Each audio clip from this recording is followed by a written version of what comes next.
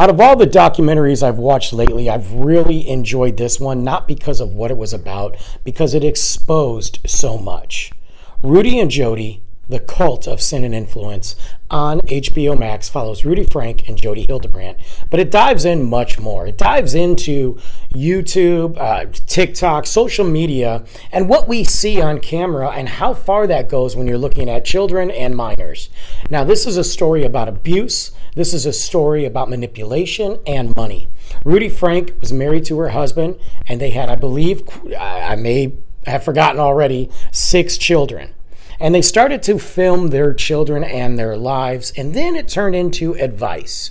She started to give advice to other moms and also Mormons. That's who she was. She belonged to that church. Now, I'm not sitting here going to bash anybody's beliefs, anybody's practices, but I will say this. When you take it to the extremism, as she did, it is not about the beliefs anymore. Extreme anything is wrong. Extreme dieting, extreme working out, extreme fandom, as we see on social media, as well as extreme religious beliefs. Completely wrong. This goes beyond her religious beliefs, and it turns into her. The focus is on her, how much followers they have, how much money she makes, and what happens next. And we see that transformation, and it might have always been there. There's a point in this show, or in this series, in one of the episodes, where they're counting down to get 1 million subscribers. She is driving with her baby in the car and more focused on the phone, showing the subscribers, almost gets in an accident, mind you. And then there is an accident that happens later on in the series, and she's not worried about her kids. She's worried about filming for the views.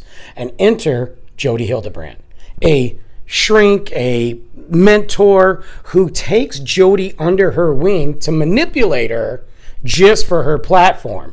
We start to see the abuse happen with the children. We start to see the manipulation and separation of her friends and husband. And both of them are obviously guilty. This is not sitting here saying, oh no, poor Jodi, poor Rudy, what happened to her? No, she is a horrible individual, a horrible mother that exploited her children under the flag of family, under the flag of religion, abused her children and allowed abuse to happen, allowed alienation from her father, or from the kid's father, for over a year. This is a disturbing documentary. It's absolutely worth watching. You see the rise and the fall, and it also is a call out to this family vlogging, which I personally think is ridiculous. As you exploit your family that way, it's completely uncalled for. These kids never asked for it. Why should they be in it? Check it out on HBO Max.